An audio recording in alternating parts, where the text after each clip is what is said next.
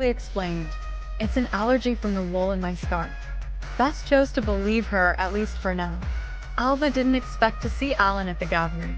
The man mocked her. "Isn't Secretary Alva supposed to be on sick leave?"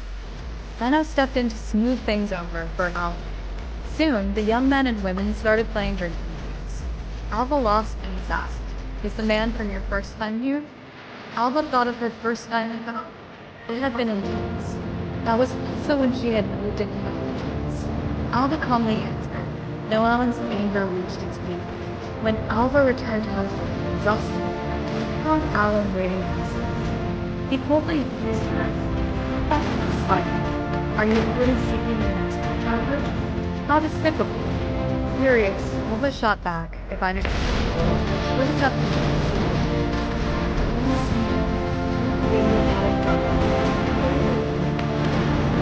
cut off the left foot. Come on, Gladys.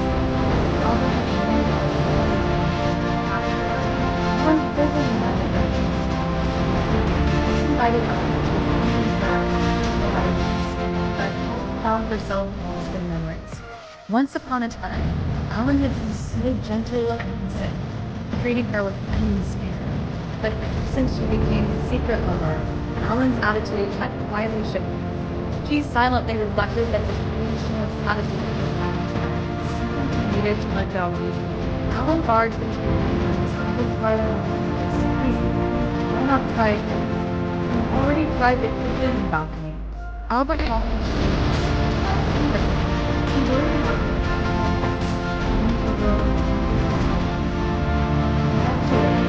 Alan let her go.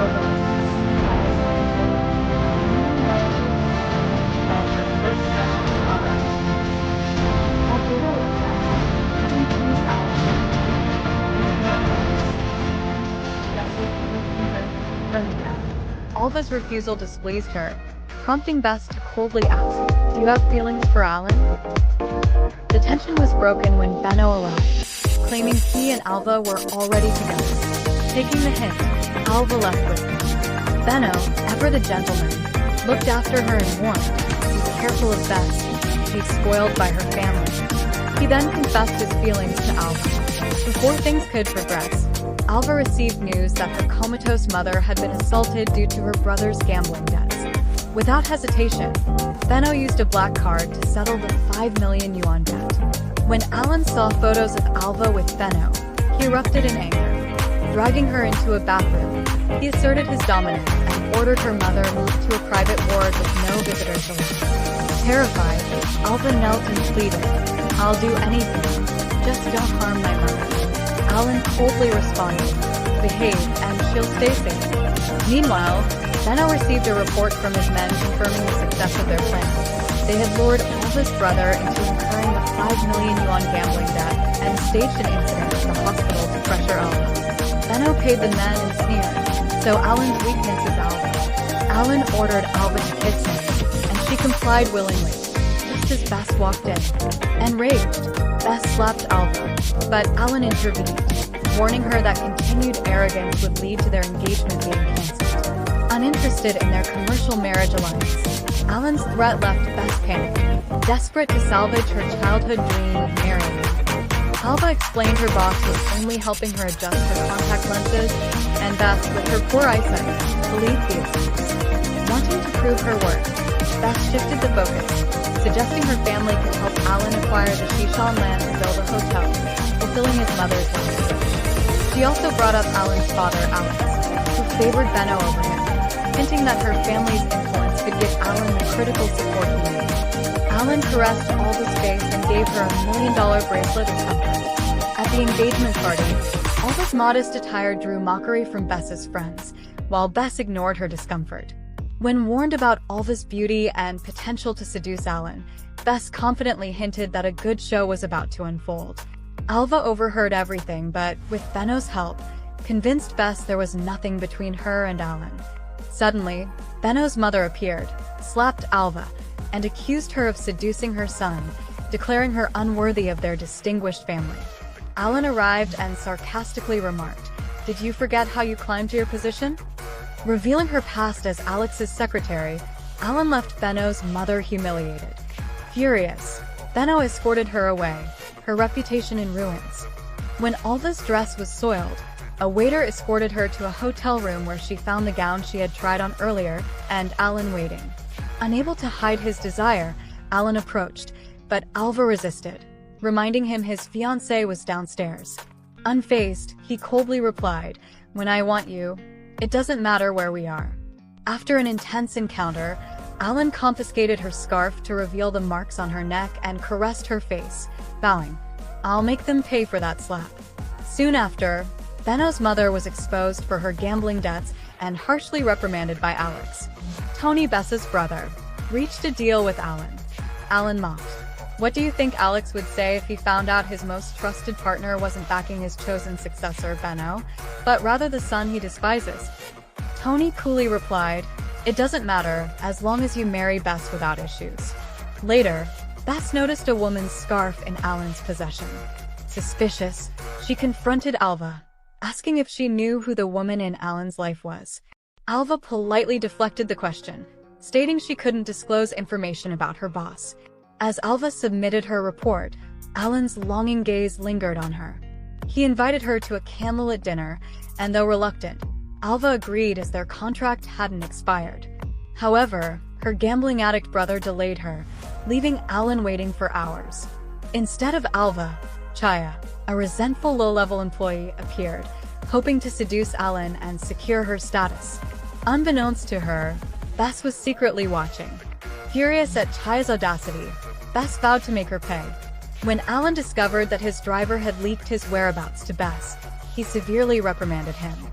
Fortunately, it was Chaya who had shown up that night instead of Alva, sparing her from Bess's wrath. Alan then devised a new plan. Chaya would serve as a decoy to shield Alva from suspicion. Despite her brother's debt of 1 million yuan, Alva was utterly incapable of helping him. She refused his unreasonable demands and returned to work with a heavy heart. Upon entering the office, she overheard Chaya boasting about her new wealthy boyfriend. Chaya intentionally hinted at her connection with Alan in front of Alva, trying to humiliate her. Alva, however, ignored her, fully aware that staying by Alan's side was unwise. Meanwhile, Alan was at home commemorating his late mother. Benno, who was no longer the polite gentleman he used to be, appeared smug. With a sly smile, he remarked, "Your grandfather's inheritance, including the hotel your aunt wanted to build, will ultimately be mine. What do you think your aunt would say if she knew you were involved with the daughter of her murderer?"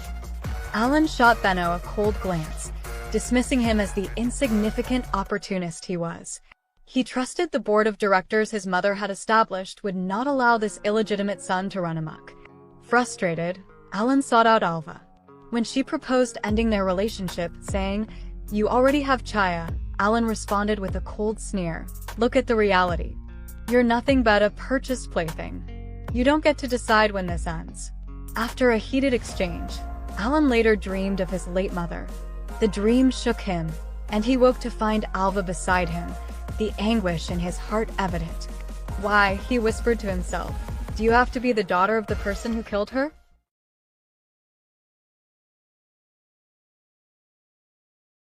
Alan noticed Alva's injured hand, but she brushed it off, saying she had fallen.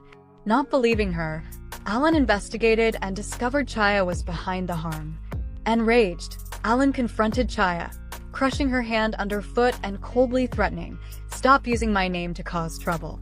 Though humiliated, Chaya dismissed it, willing to endure anything for the money. Seeking to unwind, Alan took Alva to a hot spring hotel. Though Alva tried to resist, Alan pulled her into his arms amidst the steamy mist, and they shared a deep kiss. Unbeknownst to them, Chaya had followed and, furious at the sight, tried to attack Alva. Alan intervened just in time. Alva, unfazed, told him, "Handle your own issues. I'm not getting involved," and prepared to leave. Alan sternly warned Chaya to stop her antics, but she feigned innocence in desperation, unaware that Bess had witnessed everything. The hotel owner, unwilling to offend Bess, informed her that Alan seemed to have a woman with him. Bess stormed into Chaya's room and offered her 10 million yuan to leave Alan. Yet, driven by greed, Chaya refused. She knew that becoming Alan's wife would bring her far greater wealth and status, so she resolved to cling to him. Infuriated, Bess ordered her men to teach Chaya a brutal lesson. At dinner, the situation grew increasingly absurd. Around the table sat Alan, Bess, Alva, and a badly beaten Chaya. Chaya played the victim, softly complaining to Alan while pretending to pour drinks for everyone. The wine, however, had been drugged. Her plan was simple: to conceive Alan's child that night and use it to oust Bess. Bess maintained a facade of composure in front of Alan, while Alva silently wished to escape the chaos. When the drug began to take effect, Alan sought Alva's help, and the two shared an intense, passionate night together. Meanwhile, Chaya sneaked into Alan's room, only to be met with Bess's wrath. What awaited her was a night of merciless punishment at the hands of Bess. When Alva returned to the office, whispers filled the air. Chaya seemed to have disappeared overnight. A chill ran down Alva's spine. She knew that if Chaya hadn't taken the fall, it might have been her who vanished. Before long, Chaya found Alva. Removing her mask, she revealed a disfigured face, her eyes filled with fear. Too afraid to confront Alan directly, Chaya begged Alva for help, explaining that her condition was the result of Bess's violent actions. Feeling guilty, Alva turned to Alan, asking what to do. She confessed she wanted to end their relationship, fearing Bess's wrath. Instead of answering, Alan pulled her into an embrace, softly promising to protect her and never let any harm come to her. What Alva didn't know was that Chaya's fate wasn't a coincidence. Her disfigurement at Bess's hands was entirely part of Alan's scheme. Chaya had tried to climb the ranks and provoke Bess, proving herself no innocent victim. Alan had already obtained surveillance footage of Bess assaulting Chaya and planned to use it as leverage against both Bess and her brother Tony. If Bess refused to call off the engagement, the footage would be released, utterly destroying her reputation. Tony, in turn, threatened Alan, stating that without his support, Alan would never secure the Shishan land. Alan, already angered, retorted that Tony's family had risen to prominence thanks to his mother. After her death, the Shishan property, once under his mother's name, had been transferred to Tony. Alan vowed to uncover the truth behind it. Alan's decision to break off the engagement set off a chain reaction. Alex, seizing the opportunity, removed Alan from his position as CEO. Alone and drowning his sorrows in alcohol, Alan found a glimmer of solace in Alva's arrival. At least someone still cared for him. He shared a story with her. A princess had once fallen in love with a poor man. After marrying him, the poor man seized her wealth, and the one who had saved the princess ultimately killed her. The story was, in fact, about Alan's mother. Alva felt sympathy, but Alan sank further into his torment. "Why," he muttered, "do you have to be the daughter of her killer?" When Alex learned of Alan's broken engagement, he was furious, accusing him of causing a stock collapse and hurling a vase in anger. Alva instinctively shielded Alan, taking the hit and falling unconscious. Upon waking, she found Alan by her side, taking her to visit her mother, who was nearing recovery. Grateful, Alva listened as Alan said, "Stay by my side and obey, and I'll keep helping you."